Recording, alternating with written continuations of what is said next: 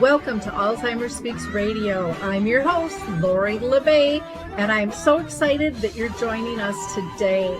We are going to have a fascinating conversation as usual as we learn from people all around the world at all ages and stages of life. Stay tuned as we shift our dementia care from crisis to comfort. Here we go. What you think about, you will bring about dementia change. We will. Well, hi, everyone, and welcome to Alzheimer Speaks and Open Mic. I can't wait for our conversation. I never know who's going to show up, but it's always informative, and I always learn something, and I'm sure you will too. But before I introduce you to our guest today, I want to give a couple of shout outs. One is to Twiddle. Twiddle has sensory products that really can help bring people to a sense of calmness. And this is ideal, especially around sundowning. They also have another product called Adapt a Wrap, which is wonderful because there's no buttons or zippers or anything in the front. Somebody can't disrobe. Everything is put on and then sealed in the back. So go to the number 4 and then twiddlesplural.com for more information there. I also want to invite you to join me at the Caregiver Connect group if you happen to be in Minnesota. We meet the 4th Wednesday of each month from 10 to 11:30 at the Shoreview Community Center. And then also I provide an online memory cafe called Arthur's Memory Cafe.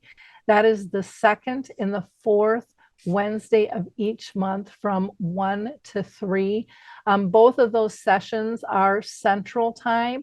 And if you're interested, just reach out to me at radio@alzheimerspeaks.com and I'll get you that information. I also want to give a shout out to Maud's Awards. They have closed applications for this year.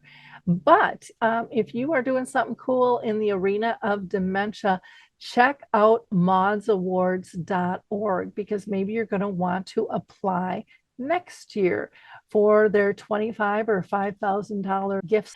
And then last, I always encourage you to go to our site, alzheimerspeaks.com. Check out our free educational resources as well as our book, Betty the Bald Chicken, Lessons in How to Care, and our additional site, which is called Dementia Map, which is a global resource directory where you can search free to your heart's content.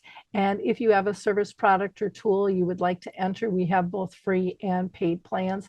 And I would be more than glad to give you a tour of that as well. So let's peek behind the curtain and see who's here today.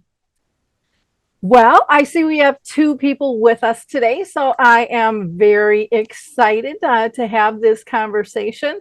Lance with All Home Care Matters. He and I actually host another show together, Conscious Caregiving with L&L. And then Jeanette. Jeanette, I have known through our common friend, Michelle, who works with Jeanette really closely for years and years. Both of these individuals are doing fantastic work. So I can't wait to hear what they have to share today. So first, I'm going to have you each introduce yourself. And Lance, I'm going to have you go ahead and introduce yourself first, if you don't mind. All right. Well, thank you, Lori, Jeanette. It's nice to see you guys. I'm Lance A. Slatton, as Lori mentioned, the host of All Home Care Matters, as well as the co-host of Conscious Caregiving with L&L and the co-host of the Caregiver's Journal and the author of the book, The All Home Care Matters Official Family Caregiver's Guide. And it's always a pleasure to see you, Lori. Thank you for the invitation. Well, thanks for showing up today. Jeanette, you want to go ahead and introduce yourself? Sure. My name is Pastor Jeanette Jordan, and I am the CEO and founder of Dementia Dignified Academy. Michelle Mason, who was supposed to be on here with me, is my COO. I'm just happy to be here and to discuss my journey, my story, which all started with my husband having been attacked by what I've coined beast of a disease, BOED, Alzheimer's dementia.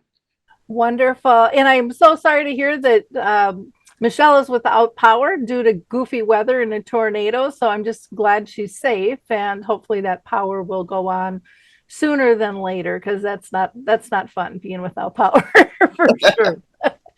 So, Jeanette, I'm going to have you tell us a little bit about your.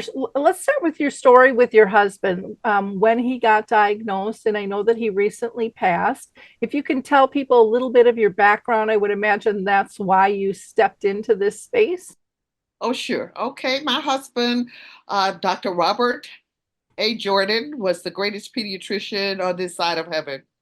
Uh, he was diagnosed with Alzheimer's in 2016. However, um, in retrospect, I went back and looked and realized that he had shown signs way before he was actually diagnosed. As a matter of fact, I started to journal in 2014 about the things that I saw that were just not who my husband was. I realized that he was having some cognitive impairment, and uh, but my whole story goes back to the fact that I stayed. I call it staying in the closet for all those years from 2014 to 2016. I just was in denial that what was happening to my husband was happening. Him being a well-known pediatrician, an awesome clinician, loving what he did, an awesome family man.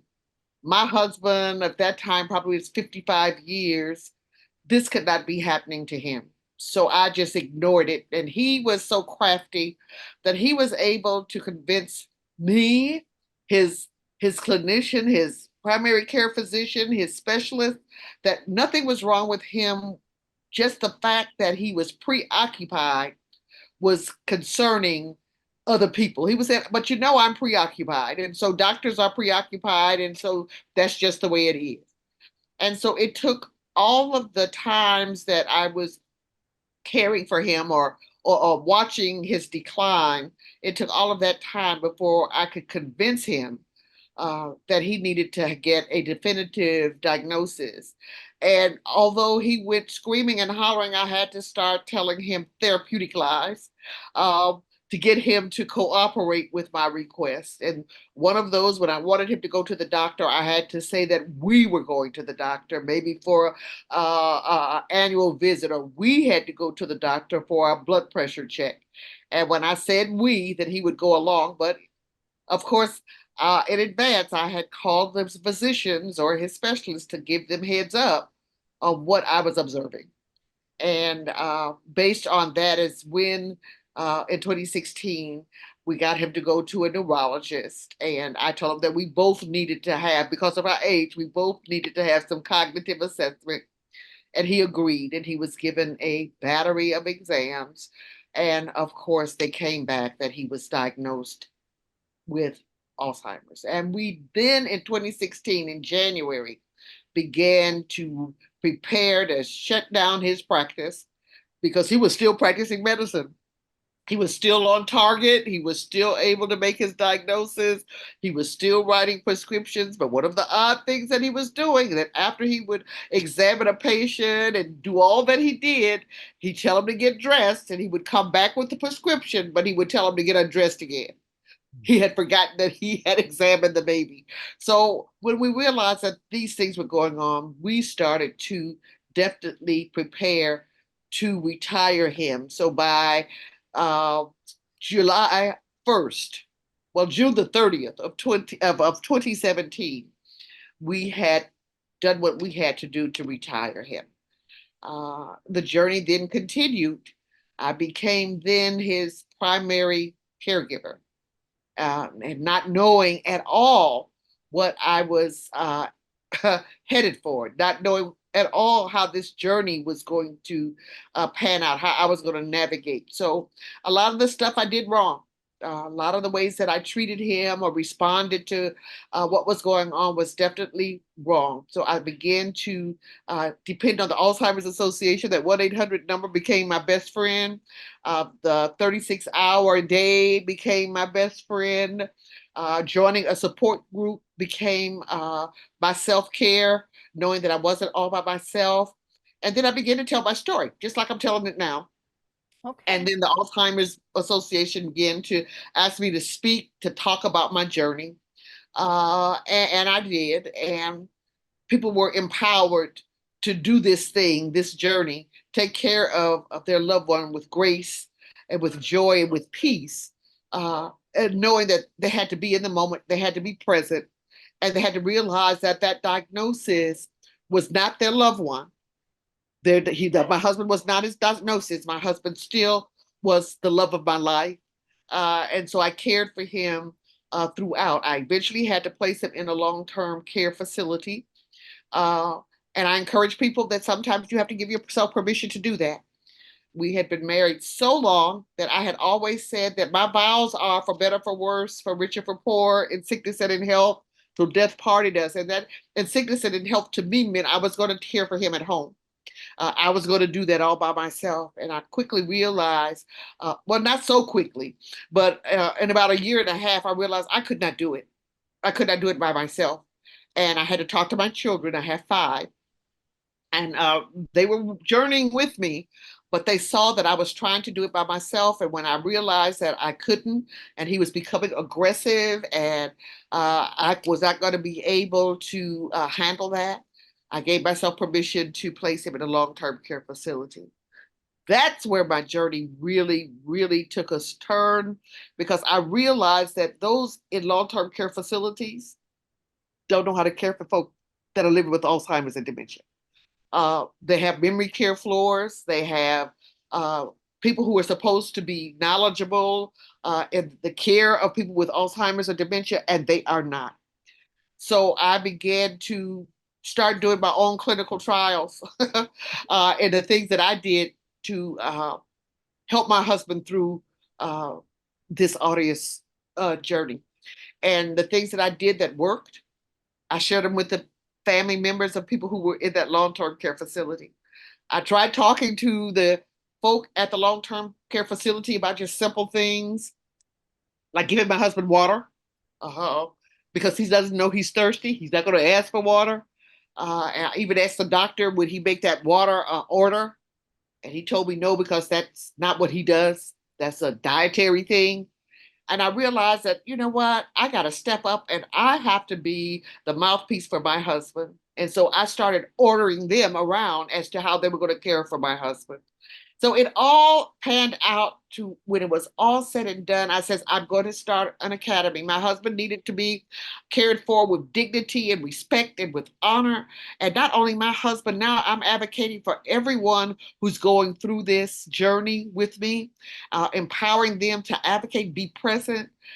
If you see something that you know is not quite right, speak up. You have that right. The patient has the right.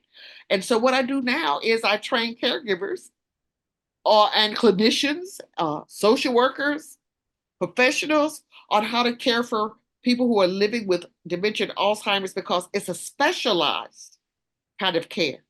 It's very unique. It's not like if you are living with cancer, not minimizing those conditions, but a person living with cancer or diabetes or those types of illnesses, they can speak for themselves. My husband could not speak for himself, and the folk that are living with dementia or Alzheimer's will eventually not be able to speak for themselves. They won't be able to tell you if they're in pain. They won't be able to tell you if they're hungry. They won't be able to tell you if they have pooped on themselves. So you have to be present, and you have to make sure those who are caring for them know that, and they too now are in the present with your loved one. Okay. So that's what I'm doing. Okay, well, that's a lot. Now, you and Michelle have a church group too, support group that you do. I'd Yes, we really like do. you to talk about that, because that is such a need out there, and I'm just surprised we're not seeing more of that happen. I mean, I see it here and there, but I just think it's a much larger need than what is available to the public. Absolutely. The Alzheimer's Association, because Michelle and I are community educational facilitators, they asked us in 2020, especially during the shutdown, the support groups were no longer able to meet face to face. So they asked us would we do a virtual support group. And so in 2020, Michelle and I started our Women of Faith caregiver support group. And it's been going on since 2020. We've changed the name to include men. So now it's Women and Men of Faith caregiver support group. And it started as a support group for local those who live in Chicago. But we found that because they put it on their website, people could go and click on that and join our support group. So we have people all over the world, really, that come on that support group every fourth Saturday of the month from 2 to 3:30 Central Standard Time to just talk about, what they're going through, to hear the stories of other people on that platform, to have testimonies told. And we also have started to bring on professionals, people who have some connection or affiliation with those who are living, with Alzheimer's. We have attorneys to come on to talk about advanced directive or power of attorney. We have people who will say, let's do exercises for the caregiver. So they come on to talk about how self-care is important. So we just have a multiplicity of people that come on to help us, to help those who need the support that they need for the journey. We never know how long that journey may be. It could be for, a month. It could be for 10 years. So you need that ongoing encouragement, that ongoing connection. And so those that join the support group, we tell them it's not Michelle and I support group. Although Journey to the Cross Ministries, where I'm pastor, yes, we talk about our spirituality, but that support group belongs to the people who come on the platform. And so they're friends. They even come out now. They come out to the events that Michelle and I do in senior communities and other areas of education on this poet of a disease. So that's what we're doing. We're just doing so much stuff to get the word out. And Lori, especially in our community, in the African American community and the Latino community, we don't talk about it. We do not talk about Alzheimer's or dementia. We don't even know the difference between the two. So of course, we go out and we educate them on the warning signs and what dementia is. Dementia is the umbrella. We talk about all of those dementias that fall under that, Alzheimer's being the most prevalent. But I've been on radio talk shows. I've been on television shows. I have written, my book came out of that journey of compassion. I hit the ground running. Michelle and I are on the planning committee for the Alzheimer's Association. They do an African American conference on Alzheimer's and dementia every year. This was our second year, 2023, and Michelle and I are very active on that committee, that planning committee. And as a matter of fact, Michelle and I won the Caregiver Award of the Year for 2023. I won the Caregiver Award for family. And then Michelle won the Caregiver Award for being the professional in the industry. So our voices are being heard. We're in action, and we're just excited about what we're doing. And that's my lifelong advocacy until I join my husband in those heavenly realms. I'm going to make sure that I advocate for families and their loved ones on this journey. Okay. And what year did you say you guys won the award? 2023. It's not even the year yet. 2023. Okay. Yes. Because I saw the picture of that, and I was wondering what that was for, and I was wondering how you guys, kind of mesh together and things. Sounds like you're really doing a lot of exciting work. Now, what is the best way for people to get a hold of you? Do you have a website, or is it through your Facebook page? Or Oh yes, we have a website. Our website is www.dementiada.org. www.dementia, D as in dog, A as in apple.org. Okay. Or our email address is dignified@dementiada.org. So if they go to the website, it just has like everything there, how you contact us. Okay. But those are the two best ways. So once they can use that website to get invited to the support group meeting. They can use that to get us to come out to do educational training or to talk about our workshop. So, and we're very, very present, and we'll get back to them ASAP. Well, I so appreciate your time with us today. This has been wonderful to learn of all your work. I see your posts and things, and Michelle and I go way back, and I just have always so appreciated the work she's done.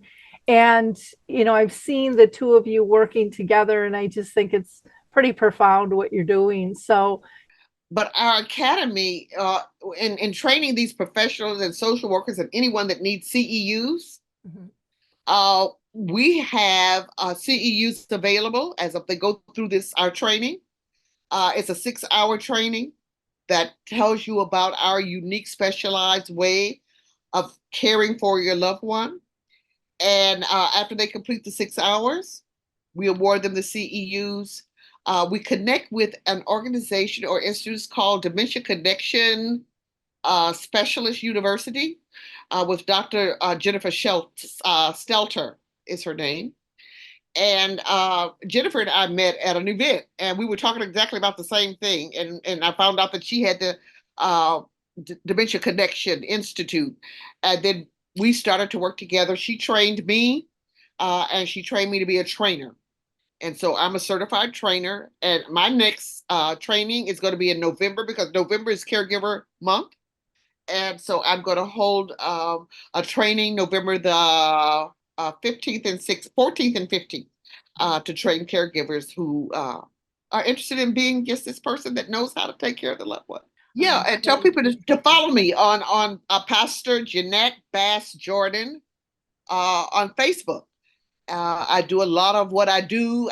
That's my ministry. So I take people on my journey. I do a lot of inspirational devotionals and just keep people abreast of what's going on in the Alzheimer dementia community. Okay, wonderful. Well, thank you for your time, and thank you for sharing. Let Michelle know that we missed her, but we appreciate her work. And does she still go under? Ending Dis-ease is Michelle's consulting company. Okay.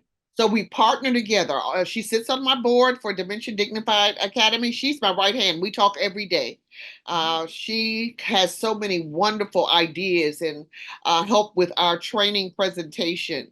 But she does the consulting work through Ending Dis-ease. Okay, wonderful. I remember way back in the day when she did like a spa day, and she had a jazz player come in, and I mean, she Yes. did all these really, really cool things that nobody was doing back in the day. Back Oh, yeah. in a professional photographer and makeup She artist. talks so highly of you. So I know you're her best friend. When you said, let's call Lori, and to make sure you tell Lori that I'm sorry I can't be there today, but let her know we had this tornado and I just don't have any electricity. But she tells me about how far back and how you supported her way back then. And she is so appreciative of that. So just know that you are a part of us. And as a matter of fact, she texted you last night. I know for sure that she texted you because we're putting together a resource flyer, and she wanted to make sure we could add your name. Absolutely. Okay. Absolutely. In fact, I got back to her too, and I said, I would love both of you to be listed on Dementia Map and Okay. grab your free listing there. Yes. And so that we can help share more of what you're Okay. doing. So We're going to do that, especially. We're going to do that. I'm at that point now. Yes, Right. absolutely. Well, if you just tuned in, you might want to rewind and hear what we've been talking about on Open Mic. We've been having a fabulous conversation. And again, we'll have all the information for our guests in the show notes as well. We're going to hear a little bit about Q for Good. They are a fabulous company, and I can say I use them as my webmaster, and I have never been so happy with the company. They are so thorough, and their communication is absolutely fantastic, and it's streamlined so you can track the conversations, you can see the progress, and they'll calm your nerves when you get a little rattled. So check out Q for Good. And I know you won't be disappointed. If you mention my name, you can get a 10% discount as well. But again, just absolutely with to deal. So I'm going to pop over to Lance and hear what he is up to. So again, thank you so much, Jeanette. You are just a beam of energy, as is Michelle. I still feel her with us, even though she's not here. And I encourage people to reach out to you guys because I know your souls are in this from such an intimate, compassionate level that I know people will their hearts will be filled after talking with both of you. So thank you. Thank you so much. Yeah, my 80th birthday is coming up in September, and I just say I got about maybe I'm hoping 20 more years. So I gotta hit the pavement running because I'm gonna make this thing happen. My husband's legacy to be alive before I leave this place. Thank you, Lori. Thank you so much. Well, thank you, Lance. What all are you up to? You have so many irons in the fire. I don't know how you. I was just talking with Dave Weidrich, who was my partner with Dementia Map the other day, and I'm like, I don't know how Lance does everything he does. You know, he's married, he has kids, he's got a real job, and then he has all, he's coaching teams and he's administering this and he writes for that, and my head gets dizzy thinking, do you ever sleep? Occasionally, occasionally. No, it's always good to see you, Lori. Well, as you know, we do conscious caregiving together with L&L, and we have the Caregivers Journal and All Home Care Matters, and then of course the news sites that I do columns for. But I have a passion for it. I was listening to Pastor Jeanette, and it kind of takes me back to when my grandmother first was diagnosed with dementia. I was an 18, 19, 20-year-old, and I was pursuing healthcare, pursuing medical school, but they don't teach you about the caregiving aspect of it. Her story resonates to me from so many points that, it's not just what I went through or what she and her husband went through, but I feel like it's what everyone goes through. And then it's from that experience we all unite and come together to try to help support others who may have not gone through it yet or who are going through it now. Because far too often we hear these stories with our company where we'll meet with a family, dad's being discharged, mom's being discharged, whatever the scenario is, and they received a diagnosis of some type of dementia or some cognitive issue, but that's all they got when they were discharged. They don't tell them, how do you deal with, wandering through the night and, sleeping during the day? How do you keep them from, using the restroom and the potted plant in the bathroom, and, all these different aspects. But that, even though it's not classified as a healthcare issue, those types of things, when it comes to caregiving, it really should be.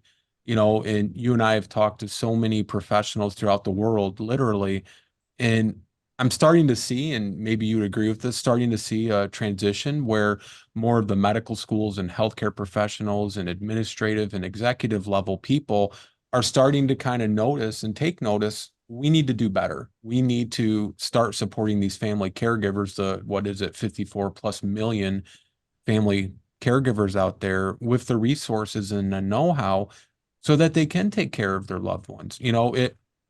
Pastor Jeanette with her Dementia Dignified Academy, she took this on as a ministry.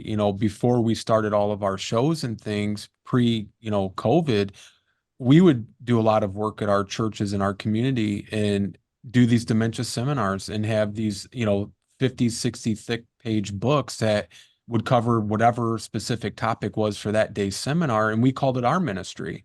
And those things were so well attended. You're seeing 100 to 150 plus people.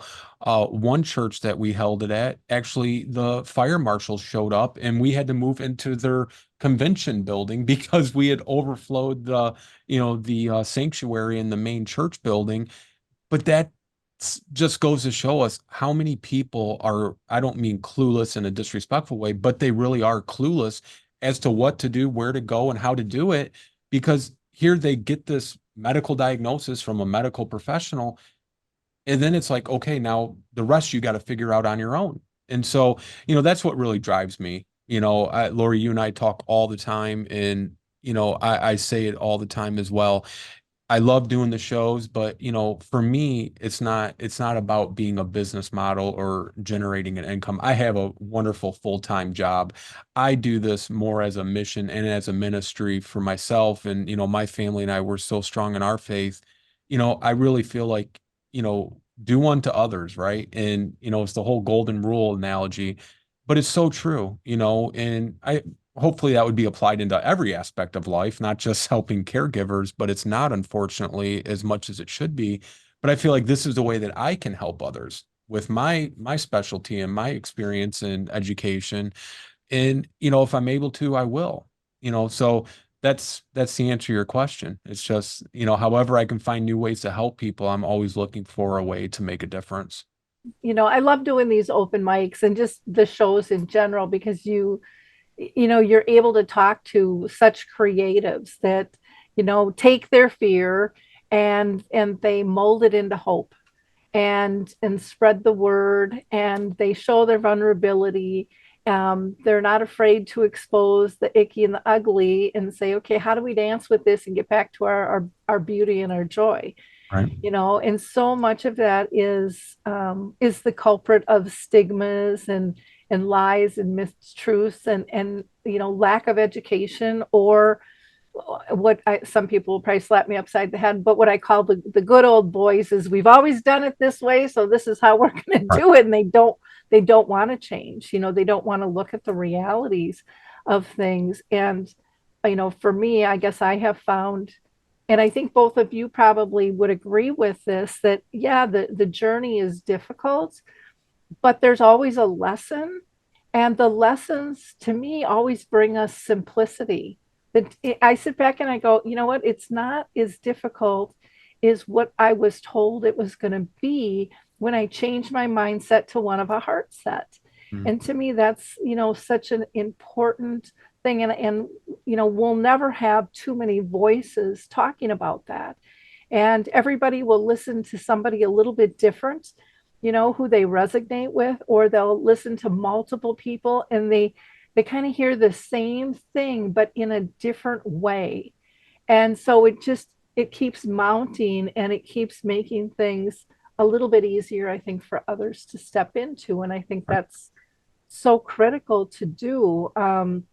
Lance, you had mentioned, and so did Jeanette, about the doctor and getting that diagnosis, and then really not, now what do I do? Jeanette had rolled into the 1-800 number with the Alzheimer's Association, and thank God that was there. And I've heard wonderful things about that.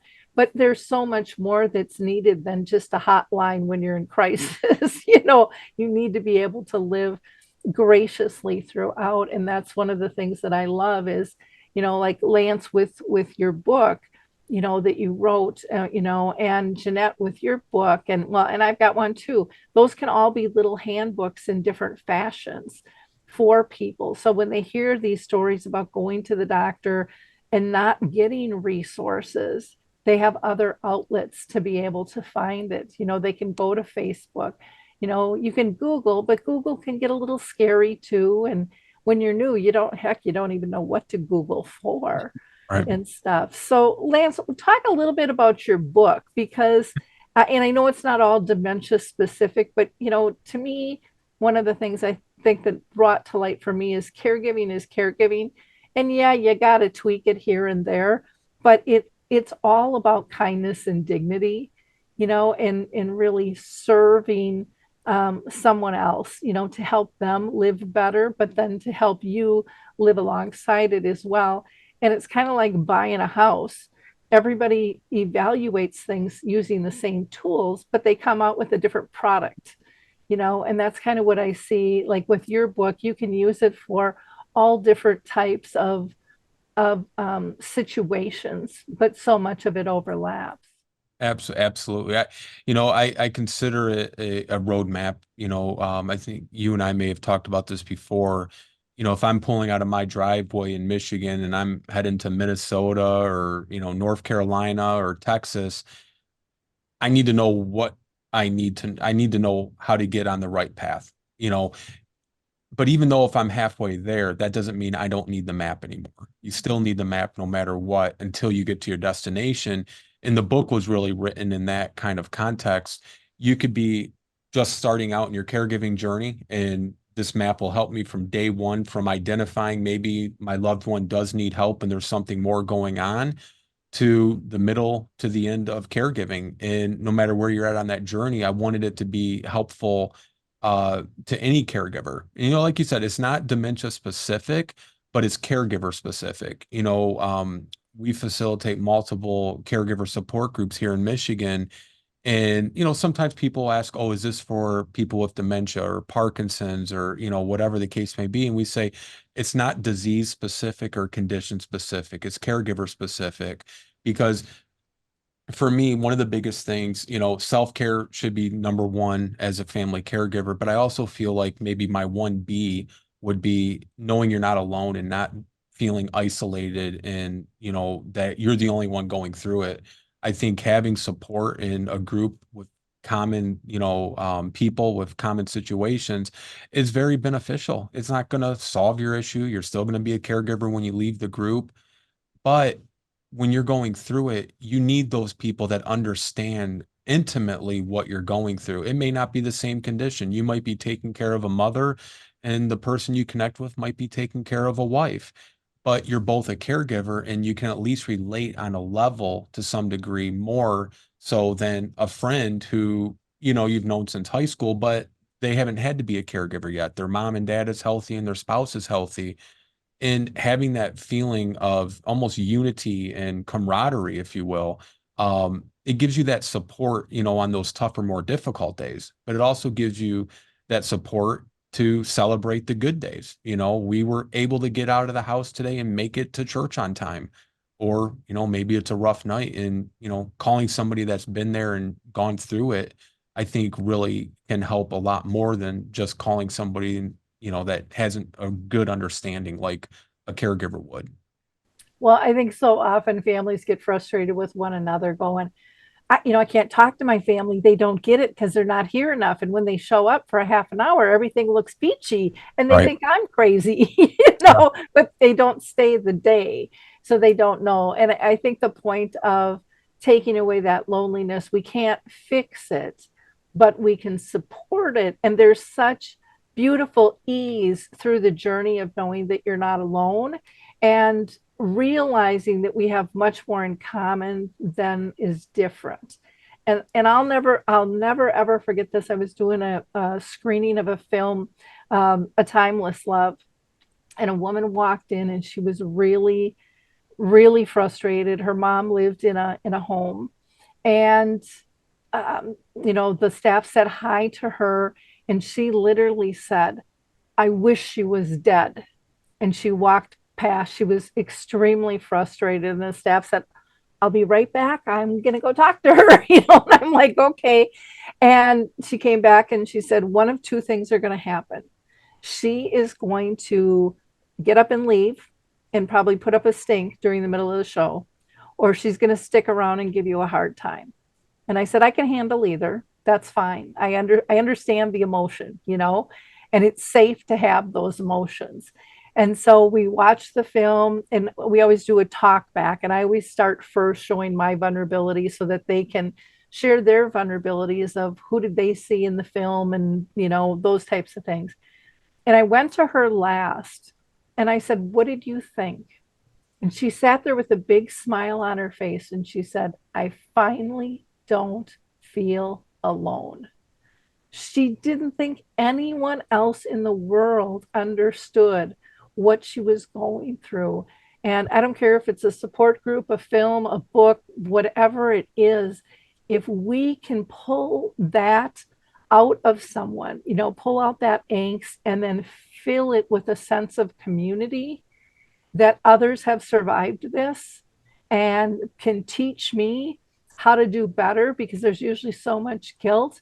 What a gift to the world, and what a gift to ourselves to share that gift, with others. And I think we don't put enough emphasis on that sometimes. Everybody wants a pill and they want a cure. And I don't think there's anybody in the world who doesn't want that, but we need to help people right now in the moment that they're living. Absolutely. And to me that's massively huge. And you do such a nice job, Lance, with all of the multiples you do in terms of lifting other people's voices up, and collaborations that you do. Jeanette, same with you. And Michelle, you're not afraid to pull in other people. I don't think any of us can do this alone, even those who people look at us and go, well, you're the expert, you're the influencer. None of us know it all. None of us never Right. will, because it's constantly changing and it's fluid. And, when we step into that fluidity, to me, that's where the magic happens. That's where we're saying, this worked, but I think we can tweak it and make it even a little bit better. Or this didn't work, and, we really need to switch gears. And there's no shame in either of those. It's about meeting the actual need versus meeting a concept, or a reality that's only in our mind or on a piece of paper for a grant. We need to be able to change to meet the actual need of the people that we stepped up and stepped in to help. And Absolutely. Absolutely. Yeah. That's one of the things that I found. I was introduced to a young lady yesterday, and I was introduced to her by a friend, just who follows me on Facebook, and we were having lunch yesterday, and she brought a friend along, and I was saying, oh, I didn't know we were bringing friends along, but I was glad to meet the young lady, and she came prepared to meet me. She had a folder and her business card, and so she has a company called Rooted in Dignity, and that she is out advocating for families to think about end of life. And those are definitely with dementia, Alzheimer's, and other diseases, because families don't even want to talk about that. And so she found a definite need in some of her personal experiences, and people coming to her uh, asking about how do you deal with grief and how do you prepare for what's to come. And so she has started her nonprofit, and so we found a common place where we can come and partnership to help caregivers or anyone to think about end of life, because we don't even think about that. By the time I thought about, let's say, a long-term care insurance for my husband, it was too late because he would never be able to pass the cognitive exam. So if it didn't help my husband, it could help my children now, or it can help my children's children. Now you can go on and get it now where your premiums will be low and affordable. So if this ever happens to you, it's like car insurance. You may never ever have an accident in life, but in case you do, it's covered. So I mean, just talking to people, you'll find that there are people out there that you can connect with and make our advocacy more impactful, and spread it along more highways and byways, if you may say, so that we can really be an effective entity, effective businesses doing the same thing, and that's to help caregivers get through this journey. Yeah, where they think they're all by themselves. well, and like what Lance was saying, he focuses kind of on caregivers as a whole, not just dementia. But I think sometimes we get so siloed that we think, well, if you're not dementia related, then there's nothing we can do. And it's like, oh no, because everyone with dementia still has a full life, and everyone caring for them still has Absolutely. a full life. And so all of these things come into play in one fashion or another. And again, we can learn from one another and make it easier. I love all these conversations that are happening now about death and dying and what I call smart living. You want control of your life while you're cognitively able. Why wouldn't you when you're not, or when you're incapacitated? Why would you not want to let people know your wants and dislikes ahead of time? Why are we so afraid of that? None of us are getting out of here alive. We all know that. I mean, we know that is a fact. Even though people are living longer, sooner or later it's going to happen. So I just don't I don't understand where all the fear comes from sometimes. And there's times I kind of want to go down the rabbit hole and track it down and go, where did all of these myths come from that have us so scared and so just paralyzed to make good decisions, and then when you have these conversations, you find fascinating things out. You hear about, what somebody wants, like, oh, I never thought of that. I didn't even know that was possible, and your head kind of cocks and you're like, oh, and it opens up another door. And so I think when, through collaborations, we can really help people see big picture and breathe easier and live more fully Yeah. with that. That kind of reminds me, Lori, of our conscious caregiving episode, end of life care and seniors. We had a couple of just phenomenal pastors on. And, I'd like to ask Pastor Jeanette a quick question, even though this is Lori's show right now. Sure. One of the things for me is, I feel like the church has a pivotal role and gap that they could play in this whole space with senior care. It would help with, some of those questions about death and dying. It could help with end of life, treatment or lack thereof, all these different things, but also supporting their members and their communities.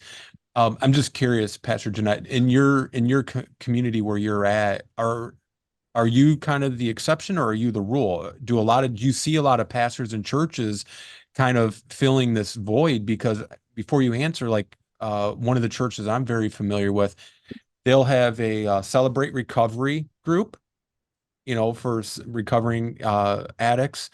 They have a grief support group for after a loved one passes, but they don't have anything before the loved one passes. And so I actually teach a class on Wednesday nights for caregivers and their loved ones, because even though grief support is good for when the person passes on, you still have that anticipatory grief, not knowing when, how, or where, and all the other stuff that comes with it. And I just don't understand, at least in my area, it doesn't seem like churches take a very strong lead in this area, and I don't understand why.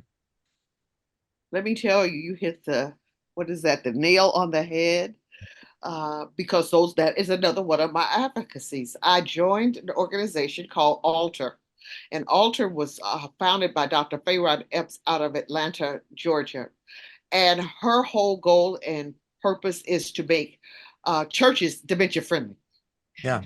Because we do have in our congregations people who are sitting out there that may be living with dementia, or a caregiver who brought their loved one to church that had dementia. There's no one in the church building that knows how to handle it if that person with dementia has an outbreak, or, we're so busy judging and looking and trying to analyze what's wrong with the person, we don't realize that's the person. So what we do is, I am a partner with Alter, and I am out advocating for churches and pastors to make their churches dementia friendly, to form a senior ministry if you don't have one, to take care of your senior members who may be caregivers. The church itself need to be educated and trained on how to be caregivers within the church. You have a usher board, or you have some other ministry. They should be trained on how to help a caregiver who's coming for worship to care for that person that they have brought that may need your assistance. So, as a matter of fact, last week I sent out 20 letters to 20 churches, pastors that I know, asking them to incorporate in one of their worships. We call it Purple Sunday. And at that Purple Sunday, I would like to talk about my book, which it will help someone that may be going through that, but also to talk about them training their ministry or starting that senior care ministry to be included in their ministry community. Most oftentimes, when members are missing from the church, half the time the pastor doesn't even remember that the person was a member. I've seen people in long-term care facilities or at home, they don't get a visit, they don't get a call, they don't talk to the caregiver to see how they're getting along, or how can the church help in that way. So we need our volunteers in our churches to be trained as caregivers. So yeah, we're talking about outreach. So if my church has someone trained to take care of a person who, and because I'm specific to Alzheimer's or dementia, you have someone in your church that's trained in that area. I can depend on my church to send that person out to give me a helping hand so that I can take some self-care as a caregiver myself. So yeah, we're working hard on that. And I'm so proud to say that last night I got a text from the first lady of a church that I sent one of the letters to say we will be doing a Purple Sunday on in November doing Caregiver Month. So I think when we take the initiative to reach out to educate, because I don't think they're thinking. Right. They're not thinking outside the box. I think when we take the initiative, those of us who are out working to make sure that this information is disseminated to all of our constituencies, then they will respond. Making it alter, yeah, making the churches dementia friendly or caregiver friendly, and we have to be inclusive, So Right. yeah. Yeah. I think one of the things too that I see a lot is, not everybody has a care partner. There's a lot of people living alone. And their church was kind of their core community, and now maybe they can't get there. But no one reaches out and says, "Can I pick you up?" I mean, when I was a kid, every family did that. We were shoveling, we were cutting grass, we were giving rides, we were going to the store. That was just something everybody did, and it seems like that's like just evaporated now, and I just find that so sad. And I know that things have kind of gotten over micromanaged, and everyone's got to have the right insurance, and everyone's got to be trained, and everyone's got to be this, and it's like, what happened to just being a friend? Right. What happened to just being a good neighbor and a good person? But everything's gotten so litigious, over the years and stuff. It saddens me. I also will give a couple of examples. One, I'll never forget. I was speaking to a big alumni group here in the University of Minnesota, and I was talking about memory cafes, and someone in the back raised their hand, and they were so proud because their church had a memory cafe, and they said, and we have it in the basement so no one will know. Mm. No, no, no, no, no. You don't need to hide this away. And they were so proud. And I was proud that they, wanted to do this, but to me it was a misstep to pretend like they didn't exist, because then you're not allowing the rest of your congregation to see that this is a need, how they could maybe help, or maybe how they could step in and get help themselves, when we stash it away. The other thing was, I was out speaking to, I can't remember if it was a Rotary group or Kiwanis or whatever, and talking with people, and again, people just don't even think of this concept. And they mentioned a couple of people in their group that no longer come to the group anymore because they've got some cognitive issues. And I just asked, has anyone called and said, come pick you up? Because they were all talking how much they miss this person. Yeah. And they all looked at like one another like, how did none of us think of that? And it was just such a simple thing. But I think we've been pitched that, when you get this label, you're at the very end stages. And there's so many, progressive levels in this, and there's still ways to communicate at all different levels. And to me, that's one of our biggest points that we have to make in terms of educating people, is removing that fear, instead of just saying they're end stages, they won't remember you anyway, so don't bother. And I remember when I was 13, that was what everyone was saying. This is just what happens when you get old, so don't worry about it. It's not a big deal. It's going to happen to all of us. Yeah. So, Yeah. and I'm just like, no, this is wrong on a lot of levels. Even if someone is in their end stages, I found with my mom, there were beautiful ways to be able to communicate that I learned myself, because nobody taught me, how to do that, and the levels of unconditional love. I think we all bring so much to the table in different ways through our journey. And, I just, like I said, I love doing these shows, being able to hear how people are approaching things. And and typically I always almost can hear the mind spinning because of every one of my guests, because they like don't just stop at one thing. They're always looking at doing other things and trying to improve.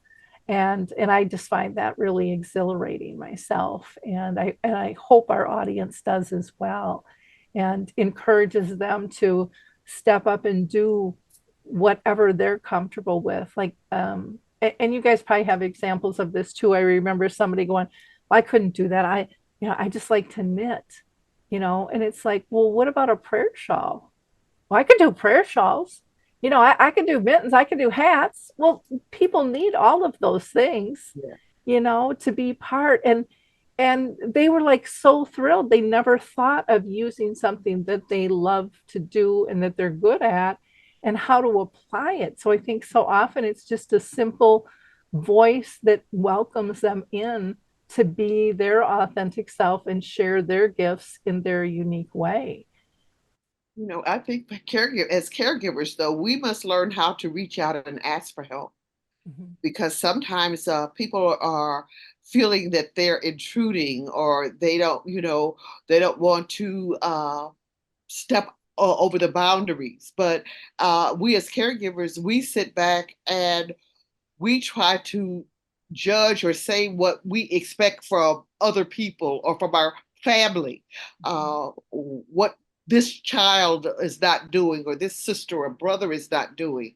Uh, and maybe the sister and brother or child just cannot bear to see their loved one in the condition that they're in. And that's the reason that they've not stepped up. But if you as a caregiver say, well, you don't have to be here to do this hands on, but can you stop by the grocery store and leave it on the stoop? Or like you say, can you go buy some gloves? Or can you just maybe send an Uber for us to, go to the doctor's office? Or even at your church, if they forgot you, don't you forget them either. Right. Call and ask if you have a ministry or if you have a support group that can come in to help you, or do you have resource information that you can give? We sometimes just sit and wait and frustrate ourselves when somebody's out there waiting for us to ask.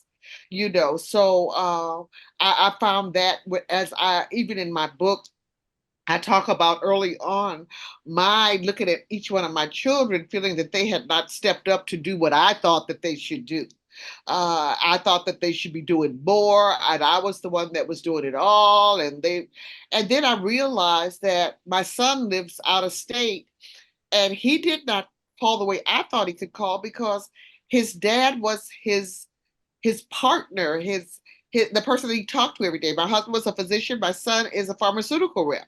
So they had this conversation about medicine together, that only he and his dad, had that bond. Well, when he didn't have that with his dad anymore, and his dad could not coherently hold a conversation, he wouldn't want to call, because he didn't want to hear his dad lose his train of thought and not be able to communicate the way they did. So once I learned that, then I then was able to let them be who they are and do what they could do uh, at their own, space in their own time. So, we learn a lot, and that's how we can help people to get over some of the frustrations that they have during their caregiving journey. Yeah. Yeah, that's a good point. Lance, anything you want to add to that at all, or? I would just piggyback on what Pastor Jeanette said. Just because your parent, your life, whoever your loved one is, needs help doesn't mean you're not able to help them. A son probably doesn't want to bathe, toilet, dress, and groom his mother, but he could help coordinate doctor's appointments, refill prescriptions, set up the prescriptions for her, weekly intake. There's a number of things family and siblings can do to support their loved ones and support the other siblings who might be the more boots on the ground in-person care provider. There's a lot of things to do, but just try to keep it harmonious and don't create more strife and guilt and, conflict. And like Pastor said, sometimes the child can't bring themselves to have that image in their mind, or, that lasting last image of a dad or a mother in the condition that they're in. That's okay. And we need to respect that too. But there's other things they can do off site without having to have direct interaction. Absolutely. Yeah. Yeah. And I've learned to tell people as we are stepping away, or our expectations of our loved one who's living with Alzheimer's and dementia, we have to step into their world. I Yeah. said, my husband was in this world all his life, 75 plus years. Now it's time for us to step into this new world and try to navigate how he sees the world today. And once we do that, we'll find that, okay, I can do this. I understand what you're saying, dear, when you are looking at me and I can tell in his eyes when he's hungry. I got you. I understand. And so it just made me feel that I was doing exactly what I was called to do, the way God called me to do it in this new world that I was being placed in. And so people are finding, okay, yeah, I understand now. I'll step into my loved one's world, and the person is still a person. You don't leave them just sitting and idle and doing nothing, because like you said, Lori, they're not going to remember anyway. No, I made up a card game to play with my husband. He didn't know what I didn't know what he was doing, but I didn't care what he was doing. He knew what he was doing, so I followed his lead, and I saw that he was enjoying that. It's just so much that you can do in that world to make that journey, memories that you're making, memories that now I can talk about what we did, and I can laugh about some of the stuff that I did wrong and how he responded to that in his world. Yeah. Well, and don't you find too that anyways, I did the more my mom progressed, the simpler things became, but the more ingrained in my heart they became too. So it could just be, the remembering of a twinkle of the eye, or a giggle, or a touch, or a kiss, or a hug. They just meant so much more than when life was big and full and busy. They weren't one of many.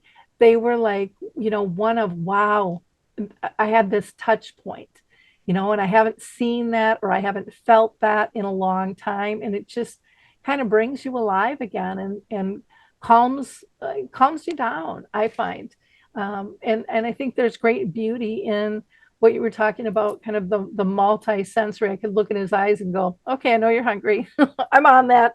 We don't have to use words all the time, but it seems like when disease comes into play, we almost mandate that more. And that's really sad, because it skews the picture, and it slices the joy out of the picture, because there's so many other aspects that bring joy into Yeah. into our lives.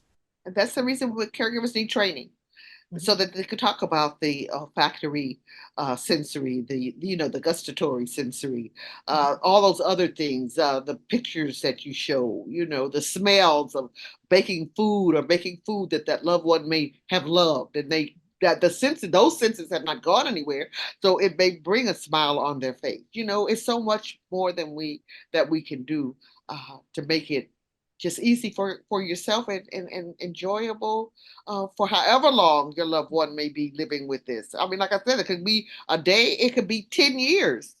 Mhm. So I would rather do that and give my husband 10 years than just to let him sit and, uh, you know, dwindle away, because he's not using any of his cognitive uh, memory at all. And surely you don't use it, they'll die. You Mm. know. Lance, any last words you wanna leave our audience with? I definitely want you to tell them how Yeah. to connect with you, but Well, my words of wisdom are, you're not alone. But during this journey, however long it is it hours? Is it weeks? Is it years? You need to make sure you prioritize your own self-care.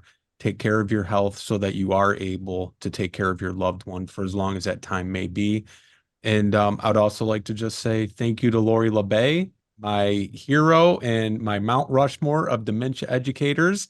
Always great to see you, Lori. And anybody that's interested, please visit us at allhomecarematters.com. We have all of our shows there, Conscious Caregiving, All Home Care Matters, and the Caregiver's Journal. And they're all broken up by resource category. So there's something for everyone and a lot of great information and a lot of good resources on the website.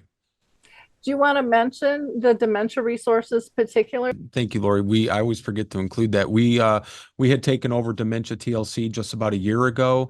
There's a whole section on the website. It's over 250 some pages. Alzheimer Speaks is there. Dementia Map is there.